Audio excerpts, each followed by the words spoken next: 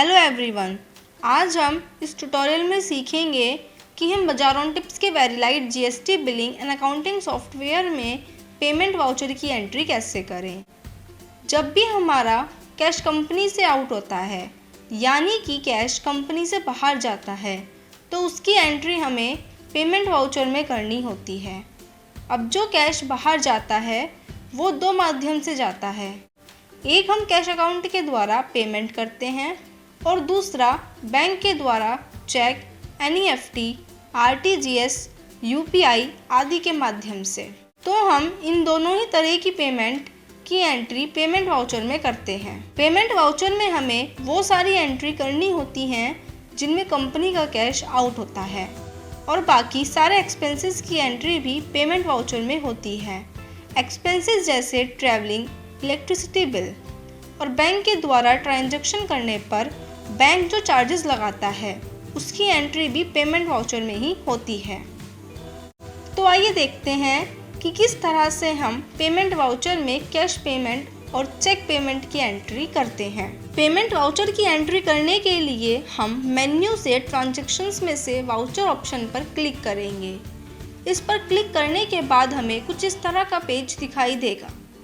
आज हम payment voucher की दो एंट्री करेंगे, एक ट्रैवलिंग एक्सपेंसेस की एंट्री और दूसरी इलेक्ट्रिसिटी बिल की एंट्री। पेमेंट वाउचर की एंट्री करने के लिए हम इस ऐड वाउचर बटन पर क्लिक करेंगे।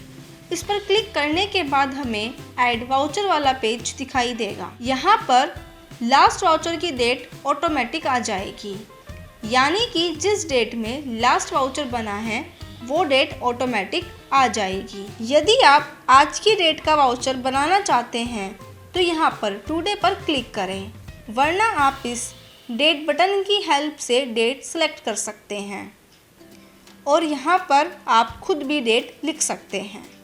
तो हम वाउचर की डेट फिल करेंगे, फिर हम नरेशन देंगे। जैसे कि हम ट्रैवलिंग एक्सपेंसेस की वाउचर एंट्री कर रहे हैं तो हम लिखेंगे being amount paid to mister Robin against travelling from Delhi to Mumbai for client meeting vide cheque number 000001 dated 30 April 2020। अब हम लेजर सेलेक्ट करेंगे। जैसे कि हम ट्रैवलिंग एक्सपेंसेस की एंट्री चेक के माध्यम से कर रहे हैं तो सबसे पहले हम ट्रैवलिंग एक्सपेंसेस अकाउंट डेबिट करेंगे, फिर हम बैंक अकाउंट क्रेडिट करेंगे और सेव बटन की हेल्प से सेव कर देंगे। अब जैसा कि आप देख सकते हैं हमारी वाउचर एंट्री सेव हो चुकी है, ये यहाँ दिखाई दे रही है। अब हम इसी तरह इलेक्ट्रिसिटी बिल की वाउचर एंट्री भी कर लेते हैं। यहाँ पर हम डेट लिखेंगे, यहाँ पर नरेशन लिखेंगे being amount paid to electricity department against electricity bill. अब हम लेजर सेलेक्ट करेंगे। अब जैसे कि हम इलेक्ट्रिसिटी बिल की एंट्री कर रहे हैं तो हम इलेक्ट्रिसिटी एक्सपेंसेस अकाउंट डेबिट करेंगे और कैश अकाउंट क्रेडिट करेंगे और सेव बटन की हेल्प से सेव कर देंगे। इस तरह हम इलेक्ट्रिसिटी बिल की वाउचर एंट्री कर चुके हैं, ये यहाँ पर दिखाई दे रही है। अब यदि आप इन दोनों वाउचर एंट्री को डिस्प्ले करना चाहते हैं तो कैसे करें। डिस्प्ले करने के लिए हम डे बुक देखेंगे। डे बुक देखने के लिए हम मेन्यू से रिपोर्ट्स में से डे बुक ऑप्शन पर क्लिक करेंगे। इस पर क्लिक करने के बाद हमें डे बुक दिखाई देगी। इसमें हमें वाउचर की दोनों एंट्री दिखाई दे रही हैं, यानी कि हमारी पेमेंट वाउचर की दोनों एंट्री हैं, पहली ट्रैवलिंग एक्सपेंसेस की, दूसरी इलेक्ट्रिसिटी बिल की। अब यदि आप कोई सी वाउचर एंट्री को एडिट करना चाहते हैं तो कैसे करें। एडिट करने के लिए हम इस ब्लू लिंक पर क्लिक करेंगे, यानी कि आप जिस भी वाउचर एंट्री को एडिट करना चाहते हैं उस रो में ब्लू लिंक को क्लिक करें।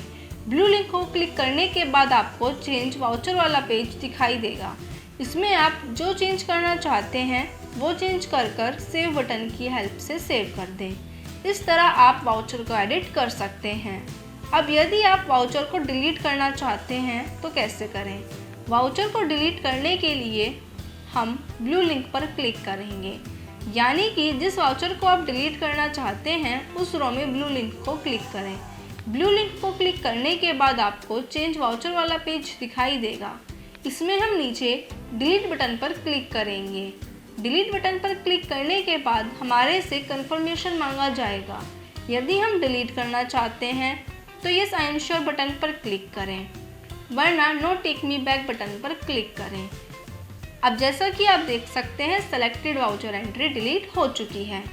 तो इस तरह हम पेमेंट वाउचर की एंट्री कर सकते हैं, उसको एडिट कर सकते हैं और उसको डिलीट कर सकते हैं, और हम डे बुक के माध्यम से उसको डिस्प्ले कर सकते हैं।